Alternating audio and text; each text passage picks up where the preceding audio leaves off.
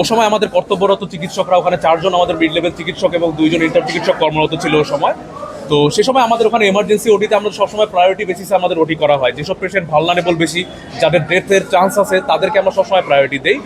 সেক্ষেত্রে কি হয়, এক পেশেন্ট পার্টির লোক সেখানে তাকে ওয়েট করতে বলা সত্ত্বেও, কারণ যেখানে এমার্জেন্সি পেশেন্টগুলো আমাদের বেশি প্রায়োরিটি ছিল, আমাদের সার্জনরা ওখানে ওটির ভিতরে ওটি করতেছিল, সেটা যারা সত্ত্বেও সে নিজের নিয়ম ব্রেক করে সে ওখানে যে আমাদের সার্জনদের গায়ে চড়াও হয়, সার্জনদেরকে আক্রমণ করে এবং সরকারি জিনিসপত্র ভাঙচুর করার চেষ্টা করে। তো এই ইয়ার বেসিসে সে আমাদের সার্জনকে যখন আঘাত করে, আমাদের ইন্টার্ন ডক্টরকে আঘাত করে, তার বেসিসেই আমরা কর্মবিরতিতে যাই। আমাদের কর্মবিরতিতে অফিসিয়ালি শুরু হচ্ছে হলো 22 তারিখ সকাল 8টা থেকে। এই ব্যাপারে আমরা তারপরে মানববন্ধন করি। আমরা মানববন্ধনে আমাদের দাবি থাকে দুটো। আমাদের দাবির অনেকগুলো দাবি ছিল, কিন্তু দাবিকে যদি আমরা সামারাইজ করি, আমাদের দাবির দুটো অ্যাসপেক্ট থাকে। একটা হচ্ছে আমাদের ডক্টরদের নিরাপত্তা, আরেকটা হচ্ছে হলো আমাদের যেই ব্যক্তি আমাদের সার্জনদের সাথে এবং আমাদের ইন্টার্ন ডক্টরদের সাথে এরকম ঘৃণ্য আচরণ করেছে তার হচ্ছে যথাযথ আইনগত ব্যবস্থা। তো এক্ষেত্রে আইনগত ব্যবস্থার ক্ষেত্রে এখন তিনি আমাদের ডিরেক্টর স্যার আমাদের প্রশাসনের সহযোগিতা এবং পুলিশ প্রশাসন এ ব্যাপারে যথেষ্ট হেল্পফুল ছিল।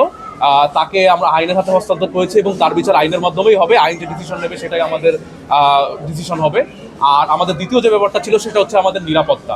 আমাদের নিরাপত্তার ব্যাপারে আমাদের ডিরেক্টর স্যার আমাদেরকে আশ্বাস দিয়েছেন যে শনিবারের মধ্যে তিনি আমাদের নিরাপত্তা অ্যাসোসিয়েটেড যে ব্যাপারগুলো করা দরকার, হসপিটালকে সিসিটিভি ক্যামেরার নিয়ন্ত্রণে আনা, আনসারদেরকে এম্পাওয়ার করা থেকে এবং আনসারদেরকে বিভিন্ন জায়গায় আরও ডিপ্লয়মেন্ট তাদের বাড়ানো, সে ব্যাপারে তিনি আমাদেরকে আশ্বাস দিয়েছেন। তো আমরা সেই তার আশ্বাসের ভিত্তিতে আমরা শনিবার থেকে আমাদের কাজে ফেরার আমরা আশাবাদী। ইন্টার্নি এবং অন্য ডাক্তারদের উপর বাইরের রোগীদের অ্যাটেন্ডেন্সের হামলার জন্য ইন্টার্ন ডাক্তাররা কর্মবিরতিতে আছে। গতকাল সকাল থেকে তারা কর্মবিরতিতে গিয়েছে। তো তাদের দাবিগুলোর মধ্যে প্রথম দাবি ছিল একটি যে ব্যক্তি হামলাকারী তাকে দ্রুত ধরে পুলিশের হাতে সুপর্দ করা। এই দাবির পরিপ্রেক্ষিতে আমি বলতে পারি যে আমরা অলরেডি ওনাদের সাথে যোগাযোগ করে ওনাকে আমরা নিয়ে এসে পুলিশের কাছে সুপর্দ করেছি এবং এই সময় ওনারা যিনি এই ঘটনা ঘটেছেন উনি ক্ষমা চেয়েছেন ডাক্তারদের কাছে এবং তার দোষ স্বীকার করেছেন। তো আমাদের এখন যে প্রসিডিওর যে পুলিশের কাছে হ্যান্ডওভার করা সেটা আমরা করেছি এবং বাকি কাজটা আসলে পুলিশ প্রশাসন ওইভাবে ব্যবস্থা নেবেন। ইন্টার্ন ডাক্তারদের সেকেন্ড দাবি ছিল যে আমাদের হসপিটালের নিরাপত্তা বাড়ানো এবং হসপিটালটাকে সিসি ক্যামেরা আওতায় নিয়ে আসা। তো এই জন্য আমরা অলরেডি কাজ শুরু করেছি। আমরা আসলে এটা আমাদের আগে থেকে একটা চলমান প্রসেসও আছে এবং আপনারা জানেন যে গত কয়েক মাসের মধ্যে আমরা কিন্তু ইমার্জেন্সি সহ বেশ কিছু জায়গাতে সিসি ক্যামেরা স্থাপন করেছি। আমাদের ladies intern hostel CC camera লাগিয়েছি এবং আমাদের প্ল্যান হলো যে আরও সিসি ক্যামেরা লাগিয়ে পুরো হসপিটালটাকে নিয়ে আসা।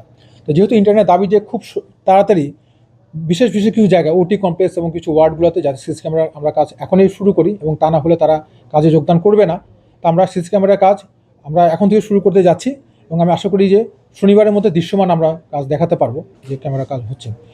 তারা এখন ইন্টার্ন ডক্টর আমাদের কাছে আশ্বস্ত করেছে যে তারা শনিবার থেকে এত কাজে যোগদান করবে। তারা এখনও আমার দৃশ্যমান তারা কাজ দেখতে যাচ্ছে যে আমরা কী কাজ করছি, সেই পরিপ্রেক্ষিতে তারা তাদের এই দাবিটা বা তাদের এই আশ্বাসটা দিয়েছেন। ক্রিয়েট হয়েছে যে কিছু হইলেই ডাক্তারকে মারতে হয়। তো আমরা আগে আপনাদেরকে বলছি যে আমাদের অলরেডি হসপিটালে যখন আমাদের এমার্জেন্সি ওটি চলে আমরা একটা ট্রায়েজ বেসিসে আমরা পেশেন্টকে অ্যালোকেট করি, যার বেশি এমার্জেন্সি তার ওটিটা আমরা আগে করি। এখন যে পেশেন্টটা ছিল তার ছিল একটা অ্যাবসেস ড্রেনেজের পেশেন্ট, তাকে যদি আমি 2 দিন পরেও অ্যাবসেসটা ড্রেন করতাম তার কোনো সমস্যা হতো না। কিন্তু সেই রোগীর লোক দেখা গেছে যে অতিরিক্ত অ্যাগ্রেসিভ হওয়ার কারণে সে আলটিমেটলি প্রথমত আমাদের হচ্ছে যে ওটি বয় ছিল তাদের সাথে খারাপ ব্যবহার শুরু করে এবং আলটিমেটলি আমাদের সিনিয়র স্যার এবং আলটিমেটলি আমাদের যারা ইন্টার্ন আছে সবার সাথে আর কি খারাপ ব্যবহার করে এবং আলটিমেটলি সে ওটিতে ঢুকে পড়ে। সো ওটিতে ঢুকে পড়াটা এটা নিজে একটা অনেক বড় একটা ক্রাইম, কারণ আমরা ওটিতে একটা স্টেরিলাইজেশন মেনটেন করি। তো এখানে যে কেউ ঢোকাটাই কিন্তু একটা ক্রাইম। সো আলটিমেটলি কী হলো, তারপরে তারা মনে করেন যখন অ্যাগ্রেসিভ হয়ে গেল তখন আলটিমেটলি অ্যাগ্রেসিভ হওয়ার কারণে তারা আস্তে আস্তে দেখা যায় স্যারদের উপর একটা হামলা করে বসলো। এটার প্রেক্ষিতে আমরা আলটিমেটলি ওখানে সবাই এসে যখন আমাদেরকে জানানো হয় আমরা সবাই ওখানে আসি এবং আমরা তখন আর কি এই স্টেপগুলো নেওয়ার চিন্তা ভাবনা করি। ড্রেসিং করার জন্য ওই পেশেন্ট পার্টি এসেছিল, তো তাদেরকে বলা হয়েছিল অপেক্ষা করার জন্য, যেহেতু ইমার্জেন্সি অপারেশন চলতেছে এবং মানুষের জীবন বাঁচানোর অপারেশন যেটা ইমার্জেন্সি অপারেশন সেটা চলতেছিল।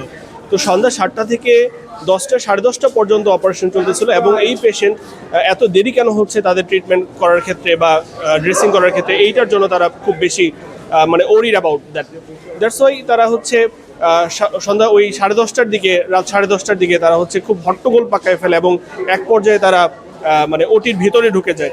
ওটির ভিতরে ঢুকে ডাক্তাররা কি করতেছে সেটা জানার জন্য সে মোবাইল বের করে ভিডিও করা শুরু করে তো এই জন্য স্যাররা ক্ষিপ্ত হয়ে যান এবং ক্ষিপ্ত হওয়ার এক পর্যায়ে তাদের সঙ্গে কথা কাটাকাটি হয়। কথা কাটাকাটির পর্যায়ে তারা স্যারকে, আমাদের যিনি রেসিডেন্ট স্যার ছিলেন, স্যারকে ধাক্কা দিয়ে মাটিতে ফেলে দেন এবং তাকে আঘাত করার কারণে, শারীরিকভাবে আঘাত করার কারণে তার কাপড় চোপড় পর্যন্ত ছিঁড়ে যায়।